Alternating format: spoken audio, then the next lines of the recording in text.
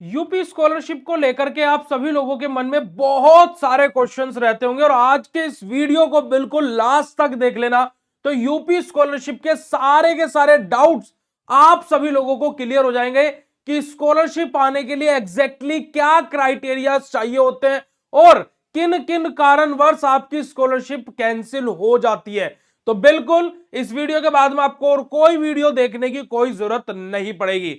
तो hey everyone, मेरा नाम है पुनीत राजपूत और आप लोग प्यार से मैं पुनीत सब स्वागत है आप सब लोगों का आपके प्यारे से प्लेटफॉर्म बीएसपी फार्मेसी में। इसी प्रकार से धमाकेदार कंटेंट आप लोगों के लिए लेकर के आता रहता हूं। जो चैनल पे ना तो सब्सक्राइब कर लेना। अब यहां पर देखिएगा, जब हम लोग यूपी स्कॉलरशिप के कंप्लीट अपडेट्स के बारे में बात करें तो सबसे पहले समझते हैं कि यूपी स्कॉलरशिप आखिर है क्या। यानी कि यूपी स्कॉलरशिप जो है तो उसका कॉन्सेप्ट है क्या, आखिर ये क्या है। तो देखिएगा, उत्तर प्रदेश सरकार की एक योजना है जहां पर गरीब और कमजोर वर्ग के छात्रों को आर्थिक सहायता यहां पर स्कॉलरशिप के तौर पर यानी कि प्रोवाइड कराई जाती है ना। डीबीटी यानी कि आपका डायरेक्ट बेनिफिट ट्रांसफर से पैसा सीधा बैंक में आता है और यहां पर ये प्रोग्राम ग्रेजुएशन, पीजी यानी कि पोस्ट ग्रेजुएशन हमारे जो रहते हैं डिप्लोमा और सभी कोर्सेज के लिए ना सभी को कवर करती है। यानी कि ग्रेजुएट, पोस्ट ग्रेजुएट, डिप्लोमा, हर तरीके का कैंडिडेट इसके लिए एलिजिबल होता है। साथ ही साथ हर तरीके के कैंडिडेट को ये स्कॉलरशिप मिलती है। तो यूपी स्कॉलरशिप क्या होती है बहुत अच्छे से आप लोगों को समझ में आ गया होगा। अब हम बात करते हैं कि स्कॉलरशिप के टाइप क्या क्या होते हैं, यानी कि कितने प्रकार की स्कॉलरशिप मिलती है। तो यहां पर देखिएगा, अगर जो मैं बात करूं तो हमारा अगर जो स्कॉलरशिप के टाइप के बारे में बात की जाए तो हमारा एक रहती है प्री मेरिटिक हमारा। यानी कि यहां पर क्या होता है कि जो क्लास 9th 10th और जो पोस्ट मैट्रिक यानी कि जो 11वीं 12वीं कक्षा वाले बच्चे होते हैं, एक तो हमारी होते हैं बेटा जी क्या है प्री वाली और एक होती है पोस्ट वाली। फिर उसके बाद में बेटा जी हमारा अगर जो हम लोग बात करें तो हमारा क्या है डैश मोटर हमारा यहां पर रहती है जो कि ग्रेजुएशन या कॉलेज स्टूडेंट के लिए रहती है और वहीं पर ही ग्रेजुएशन वालों को इसी कैटेगरी में आते हैं। यानी कि जितने भी हमारे जो ग्रेजुएशन वाले हैं वो भी इसी कैटेगरी के अंदर आ जाते हैं, जितने भी डिप्लोमा वाले हैं, जितने भी पोस्ट ग्रेजुएट वाले हैं, सभी के सभी हमारे इसी कैटेगरी के अंतर्गत आ जाते हैं। यानी कि अगर जो आप कौन सी कैटेगरी से हो, मुझे लगता है कि ज्यादातर लोग तो ग्रेजुएट और पोस्ट ग्रेजुएट वाले इस वीडियो को देख रहे होंगे, डिप्लोमा वाले। सो आप मतलब कि अगर जो 10वीं 12वीं की भी देख रहे हो तो एक बार कॉमेंट कर दीजिएगा। अब यहां पर बात करते हैं कैटेगरी वाइज स्कॉलरशिप का क्या क्राइटेरिया होता है। अब देखिए, स्कॉलरशिप को अगर जो मैं एग्जैक्टली बोलूं कि इतनी आती है तो भाई वो तो कभी नहीं बोल पाएंगे, क्योंकि वो डिपेंड करता है कि आपके कॉलेज की फीस की कितनी है। वो आपके इनकम सर्टिफिकेट, कॉलेज फीस, बहुत सारे मैटर वहां पर आते हैं। बट एक ऑन एन एवरेज की इतनी स्कॉलरशिप तो लगभग आ ही जाती है। तो अगर जो हम लोग बात करेंगे, अगर जो यहां पर हम लोग कोर्स और कॉलेज पर अगर जो हम लोग बात करें तो ये कोर्स और कॉलेज पर डिपेंड करता है कि कोर्स कौन सा कर रहे हो आप। बीए कर रहे हो तो वहां पर थोड़ी सी स्कॉलरशिप कम रहती है। फार्मा वालों में बहुत ज्यादा स्कॉलरशिप देखने को मिलती है, 66,168 तक भी स्कॉलरशिप देखने को मिली है बच्चों की। बीटेक वालों को भी, तो वो कॉलेज की फीस कितनी है उस सब चीजों पर डिपेंड करता है। ठीक है जी। तो अगर जो हम लोग अप्रोक्सीमेटली रेंज की बात करें तो जो SC ST वाले कैटेगरी वाले जो बच्चे हमारे होते हैं उनकी जो स्कॉलरशिप है वो लगभग 6,000 से 9,000 पर ईयर आती है। ओबीसी कैटेगरी वाले बच्चों की 5,000 से 8,000 और जनरल कैटेगरी या ईवीएस वालों की हमारी क्या है 4,000 से 7,000 पर ईयर आती है। ठीक है। जो बीए बीएससी जैसे कोर्स है उसमें टोटल 5,000 से लेकर के 85 तक की मिल सकता है। ये अलग अलग कोर्सेज के ऊपर ये वेरी करता है। मैं इसको यहां पर फाइनल नहीं बोलूंगा, बस जस्ट एक आइडिया मैं बता रहा हूं। और दूसरी बात की सबसे ज्यादा जो स्कॉलरशिप है वो SC ST कैटेगरी वाले बच्चों को मिलती है। और यहां पर एक क्राइटेरिया आ जाता है एंट्रेंस एग्जाम का भी। तो जो हमारे जर्नल और ओबीसी कैटेगरी वाले बच्चे हैं उन्होंने अगर जो एंट्रेंस एग्जाम दिया है तो ही संभावना है कि उनकी स्कॉलरशिप आएगी। अगर जो आपने एंट्रेंस एग्जाम के थ्रू एडमिशन नहीं लिया था तो यह समझ जाइएगा कि आपकी स्कॉलरशिप आना ना के बराबर है। कि आ गई तो समझिएगा कि आपकी किस्मत है। और वहीं पर ही SC ST कैटेगरी वाले बच्चों को चाहे उन्होंने एंट्रेंस एग्जाम दिया हो या ना भी दिया हो उनकी स्कॉलरशिप आ ही जाती है। देर आए पर लेकिन आती जरूर है। ठीक है जी। आगे बात करते हैं कि स्कॉलरशिप अमाउंट डिपेंड ऑन कि किन किन चीजों पर जो स्कॉलरशिप का जो धनराशि है वो किसके ऊपर डिपेंड करती है। एक तो कोर्स के ऊपर डिपेंड करेगी भाई कि आप कोर्स कौन सा कर रहे हो, साथ ही साथ आपकी कैटेगरी कौन सी है। देखिए जैसे मैंने भी आपको कैटेगरी के बारे में बताया था कि आपकी कैटेगरी कौन सी है। आपकी SC ST है तो आप ये समझ जाइएगा कि आपकी अगर जो लेट भी हो रही है ना, किसी कारणवश स्कॉलरशिप आने में लेट हो रहा है, देर हो सकती है, पर लेकिन नहीं आएगी, ये क्राइटेरिया होगा ही नहीं कभी भी। ठीक है जी। वहीं पर ही कॉलेज टाइप कैसा है भाई, आपका गवर्नमेंट कॉलेज है, प्राइवेट कॉलेज है, और फीस स्ट्रक्चर कैसा है। अगर जो फिक्स्ड अमाउंट नहीं होता तो वेरी करता है कि आपका जितना वहां पर आपके फॉर्म में फीस को फिल किया गया उसके अनुसार आपकी स्कॉलरशिप आती है। जैसे बहुत सारे बच्चों ने, जनरल कैटेगरी वालों ने 20,000 रुपए उनकी कॉलेज की फीस उन्होंने भर रखी थी, तो उनकी स्कॉलरशिप लगभग लगभग आई है 8,000 रुपए, किसी की आई है, किसी की स्कॉलरशिप आई है 12,000 रुपए, इससे ज्यादा लगभग किसी की नहीं आई है। मैंने एक आइडिया आपको दिया है। तो इस तरीके से क्या होता है कि हमारे कोर्स और कॉलेज के ऊपर चीजें डिपेंड करती है कि कॉलेज की फीस कितनी है, वो वेरी कर रही है साल दर साल, तो उसी के अकॉर्डिंग हमारी चीजें होंगी। अब स्कॉलरशिप का प्रोसेस क्या होता है, देखिएगा। सबसे पहले हम लोग क्या करना पड़ता है, रजिस्ट्रेशन करना पड़ता है। हमारा ओटीपी वोटीपी लगता है, नंबर से रजिस्ट्रेशन हम लोग करते हैं। फिर हम लोग दूसरा स्टेप आता है, हम फॉर्म फिल करते हैं। जब हम अपना फॉर्म फिल कर देते हैं, फिर हमारा क्या होता है, डॉक्यूमेंट वेरिफिकेशन होता है, यानी कि डॉक्यूमेंट को हमारा अपलोड किया जाता है। अब जब डॉक्यूमेंट अपलोड हो जाते हैं तो फिर हमारा क्या होता है, कॉलेज वेरिफिकेशन होता है। कॉलेज वेरिफिकेशन मतलब क्या, कि भाई जैसे आपने उस पर्टिकुलर कॉलेज का नाम डाला, अब वो आप उस कॉलेज में पढ़ रहे नहीं पढ़ रहे उसको वेरीफाई कौन करेगा, कॉलेज। तो यहां पर आपका आ जाता है कॉलेज वेरिफिकेशन। अब कॉलेज वेरिफिकेशन जब हो गया, कॉलेज वालों ने बोल दिया हाँ जी भैया हमारा ही बच्चा है, अब डिस्ट्रिक्ट वेरिफिकेशन होगा कि वो कॉलेज एग्जिस्ट करता भी या नहीं भी करता है भाई। वेरिफिकेशन होगा ठीक है, पर वो कॉलेज है भी या नहीं है, तो उसको वेरीफाई करता है डिस्ट्रिक्ट वेरिफिकेशन। अब डिस्ट्रिक्ट वेरिफिकेशन जब हो गया, उसके बाद में आ जाता है हमारा स्टेट अप्रूवल, है ना। क्या आ जाता है, स्टेट अप्रूवल, कि आपका डिस्ट्रिक्ट से सारी चीज वेरीफाई हो चुकी है, अब स्टेट ने आपको अप्रूवल दे दिया है कि भैया आपकी स्कॉलरशिप आएगी। फिर आपका क्या कहता है, स्टेट अप्रूवल आपको मिलता है। जब आपको स्टेट अप्रूवल मिल जाता है, तो यानी कि जब स्टेट अप्रूवल मिल गया, उसके कुछ यानी कि लगभग अगर जो देखा जाए तो मैक्सिमम 7 दिन बोला जाता है, वरना 48 से 72 घंटे में पैसा आपके अकाउंट में डेबिट हो, मतलब कि आपके अकाउंट में आ जाता है। तो पेमेंट कैपिटल डीबीटी के थ्रू आपके अकाउंट में आ जाता है। हर स्टेज पास करना जरूरी होता है। आप ऐसा नहीं कि किसी भी स्टेज को बाईपास कर जाओगे, नहीं। आपको रजिस्ट्रेशन करना पड़ेगा, आपको फॉर्म फिल करना पड़ेगा, डॉक्यूमेंट अपलोड करने पड़ेंगे, आपका कॉलेज वेरिफिकेशन होगा, डिस्ट्रिक्ट वेरिफिकेशन होगा, स्टेट अप्रूवल होगा, फिर ये तो पेमेंट आपके अकाउंट में आने की प्रक्रिया। तो ऊपर की ये 6 के 6 स्टेप आप स्किप नहीं कर सकते हो, कोई भी सिंगल स्टेप। अगर जो कहीं पर भी आपके रुकावट होती है तो आपके स्कॉलरशिप नहीं आती है जी। अब इंपोर्टेंट डेट जो, अगर जो 2025-26 के अगर हम लोग बात बोले, तो फॉर्म स्टार्ट हुए थे जुलाई अगस्त में, पिछली साल 2025 में जो फॉर्म फिलिंग थी वो इस टाइम पर स्टार्ट हुई थी। फिर उसके बाद में लास्ट डेट थी वो दिसंबर में थी। जो वेरिफिकेशन हुए बच्चों के वो जनवरी और फरवरी में हुए, और पेमेंट रिलीज होना स्टार्ट हुई फरवरी मार्च में।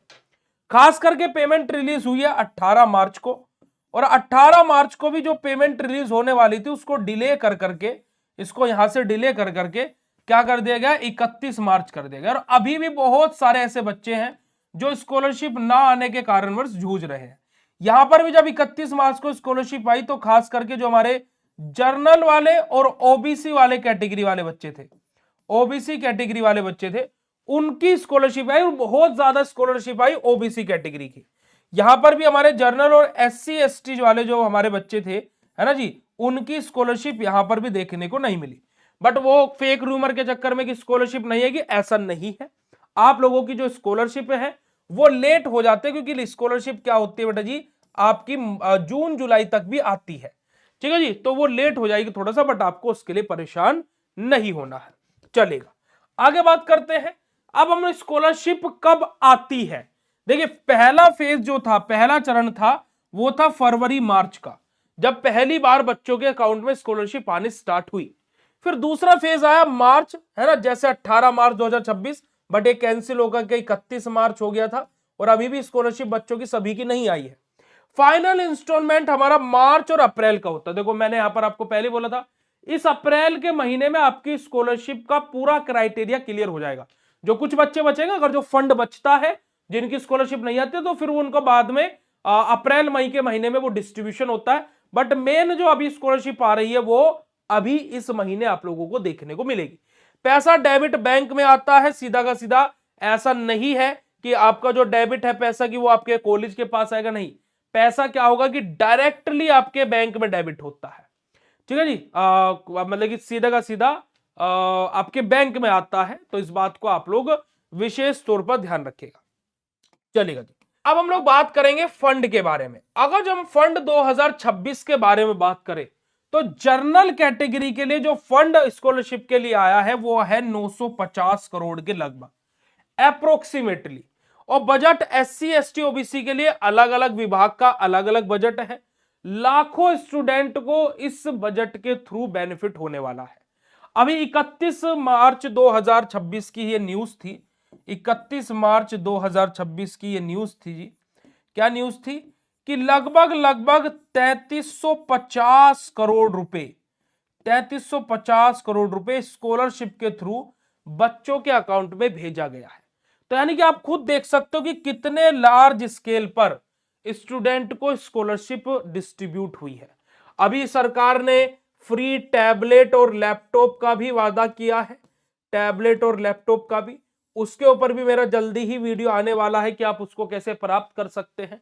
पर लेकिन ये स्कॉलरशिप वाली बात आप लोगों को क्लियर होती चल रही है, जो मैं आपको बताना चाह रहा हूं। चलेगा, आगे बात करते हैं कि स्कॉलरशिप रुकने के कारण क्या है। ये सबसे इंपॉर्टेंट है हमारे लिए, ये जानना सबसे ज्यादा महत्वपूर्ण है हम लोगों के लिए कि हमारी स्कॉलरशिप आखिर हाई क्यों नहीं।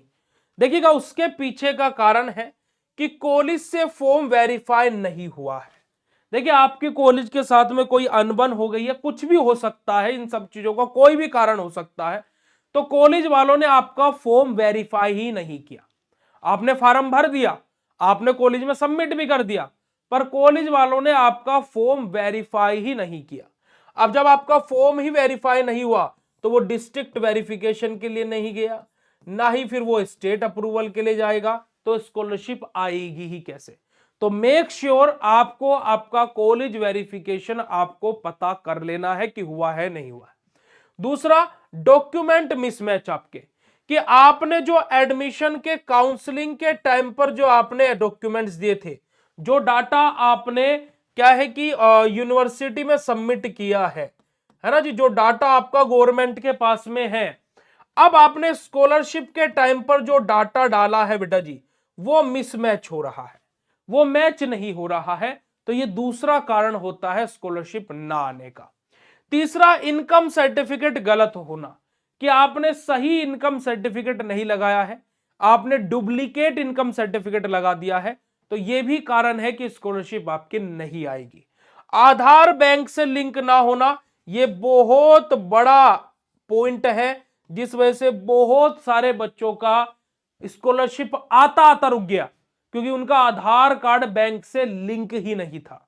तो आपका आधार कार्ड आपके बैंक से लिंक होना चाहिए, है ना। आपका जो बैकलॉग है या फेल, अब ये बहुत बड़ा पॉइंट है, जो मुझे काफी सारे बच्चे बोलते हैं कि भैया परसेंटेज हमारे लिए क्यों जरूरी है। आप अगर जो थोड़ा सा भी रिसर्च करेंगे, आप अगर जो 5% की भी रिसर्च करेंगे बेटा जी, जिस बच्चे के जितने अच्छे परसेंटेज होंगे, अब देखो ये सब तो तुम्हारे हाथ में ही है। ये तो भाई देखो, डॉक्यूमेंट मिसमैच हो गए तो फिर तो आएगी नहीं, वो तो कहीं भी चले जाओ आप। ये वाला पॉइंट कि अगर जो आपकी बैकलॉग है, या फिर आपकी बैक लगी, या फिर आप फेल हुए हो, तो आपकी स्कॉलरशिप नहीं आएगी। यानी कि अगर जो आपके जितने अच्छे परसेंटेज होंगे बेटा जी, याद रखिएगा आपकी स्कॉलरशिप उतनी ही अच्छी और उतनी ही बेहतरीन आएगी।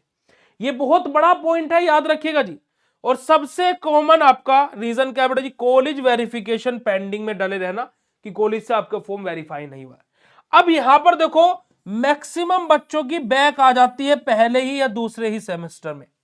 इसी वजह से मैं आप सभी लोगों को हमेशा से बोलता हूं कि आप लोगों को लगता होगा कि अटेंडेंस पूरी नहीं करेंगे, है ना, पेपरों के टाइम पर ही पढ़ लेंगे, बैक आगे तो कुछ नहीं। नहीं बेटा जी, बैक अगर जो आ जाती है तो स्कॉलरशिप आने में दिक्कत होती है, बात ध्यान में रखिएगा।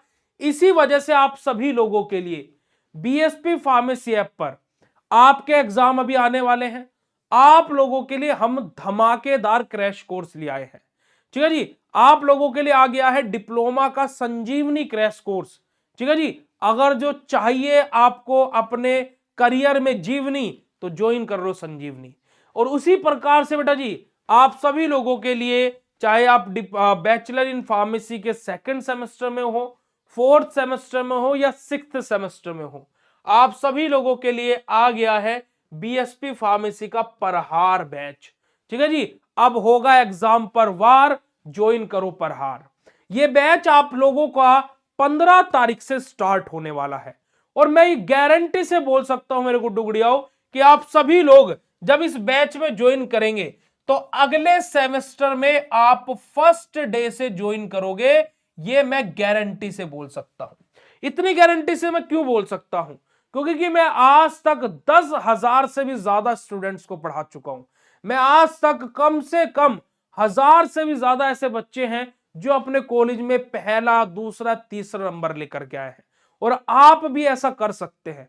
आप लोगों को बस एक बार विश्वास करना है और आप इस वीडियो को देख करके जा रहे हो तो ऐप पर आपको जो कोर्स का प्राइस है वो 699 होगा, बट आप सभी लोगों के लिए इस कोर्स का प्राइस 499 कर दिया गया है अगले 24 घंटे के लिए। यानी कि आपको 499 रुपए में आप प्रहार बैच 2nd, 4th, 6th जो भी सेमेस्टर को ज्वाइन करना चाहो कर सकते हो, या फिर आप डिप्लोमा के बच्चे हो तो आप संजीवनी क्रैश कोर्स को ज्वाइन कर लीजिए। अगले 1 महीने में आपके पूरे एग्जाम की तैयारी मैं कराऊंगा और अगर जो आपको एग्जाम से पहले आपको कि आपकी तैयारी नहीं हो पाई तो आपका पैसा भी मैं वापस करूंगा, ये गारंटी मैं आपको बोल रहा हूं। ऐसा क्यों बोल रहा हूं, क्योंकि मुझे मेरे ऊपर विश्वास है, मुझे मेरी टीम के ऊपर विश्वास है और आपको इतना तगड़ा और धांसू कंटेंट इस कोर्स के अंदर मिलेगा कि आपको और कहीं नहीं मिल सकता है। तो भाई आप लोगों को अगली बार आप अपने बैक के कारणवश अपनी स्कॉलरशिप से वंचित ना रह जाए तो उसके लिए आपको क्रैश कोर्स में ज्वाइन जरूर करना चाहिए। ठीक है जी, चलेगा। आगे बात करते हैं और आगे बात करते हैं जो परसेंटेज है या मार्क्स है वो कितने जरूरी होते हैं। देखिएगा, जो मैं सिर्फ पास होने का होना जरूरी है, ये बात बिल्कुल सही है कि आपकी पूरा का पूरा बैकलॉग नहीं होना चाहिए। जैसे आपकी मान लीजिए 1 नंबर से भी बैक आ गई है तो वो बैक मानी जाएगी, यानी कि 1 नंबर से बैक यानी कि कोई स्कॉलरशिप नहीं देखेगा। फेल या बैकलॉग है तो स्कॉलरशिप रुक सकती है, इस बात को ध्यान में रखिएगा। हाई परसेंटेज जरूरी नहीं होते, पर जितने अच्छे आपके परसेंटेज होंगे उतना ही ज्यादा आपको अप्रिसिएशन मिलेगा और उतनी ही अच्छी आपकी स्कॉलरशिप आएगी, है ना। एकेडमिक प्रोसेसेस जरूरी है बेटा जी, इस बात को आप लोग विशेष तौर पर ध्यान रख सकते हैं जी। आगे कॉमन मिस्टेक जो बच्चे करते हैं, गलत बैंक अकाउंट दे देते हैं, सबसे बड़ी मिस्टेक। आईएफएससी प्रोसेस जो एरर है, आईएफएससी एरर आ जाता है, या फिर डॉक्यूमेंट अपलोड गलत कर देते हैं, या फिर रिन्यूअल फॉर्म लेट भरना, या फिर ओटीआर नहीं कराना। ये सब कुछ हमारे क्या बेटा जी, हमारी कॉमन सी मिस्टेक है जो बच्चे करते हैं, जिस कारणवश उनकी स्कॉलरशिप रुक जाती है। ठीक है जी, स्टेटस कैसे चेक करना है, आप scholarship.upgov.in पर जाकर के आप अपना स्टेटस चेक कर सकते हो, स्टूडेंट लॉगिन करके, या फिर आप पीएफएमएस पोर्टल पर जाकर के भी पेमेंट चेक कर सकते हो। स्टेटस आपका पेंडिंग है, वेरीफाइड है, रिजेक्टेड है, सब कुछ आपको या तो पेंडिंग दिखाई देगा या फिर वेरीफाइड हो जाएगा या फिर रिजेक्टेड आपको दिखाई देगा। जो भी स्टेटस आपको दिखाई दे फिर आपको उसके अकॉर्डिंग आपकी प्रतिक्रिया दिखानी है। तो अगर जो मैं बोलूं तो ग्रेजुएशन स्टूडेंट एलिजिबल होते हैं, जी हाँ, ग्रेजुएटेड स्टूडेंट को स्कॉलरशिप मिलती है। अकाउंट बेसिकली जो आपकी कैटेगरी है और आपका कोर्स कौन सा है उस पर डिपेंड करता है कि जो अमाउंट कितना आएगा वो आपकी कैटेगरी कौन सी, कि आपकी SC ST है तो ज्यादा अमाउंट आने के चांसेस है, जर्नल है तो कम अमाउंट आने के चांसेस है, और कोर्स कौन सा आप कर रहे हो। पास होना जरूरी है, आप ऑल क्लियर होने चाहिए तभी आपकी स्कॉलरशिप आएगी, और टाइम पर फॉर्म भरना, वेरिफिकेशन सबसे इंपॉर्टेंट, ये बात आप लोग विशेष तौर पर ध्यान रखिएगा। ठीक है जी, तो इसी के साथ में आपके स्कॉलरशिप के सारे डाउट्स मैंने आप सभी लोगों को क्लियर कर दिए। बाकी आप लोग क्रैश कोर्स में जाकर के जरूर से जरूर ज्वाइन कर लीजिएगा। मिलता है ऐसे नेक्स्ट इंफॉर्मेटिव वीडियो में, तब तक के लिए बाय, शुक्रिया, नमस्कार, जय हिंद।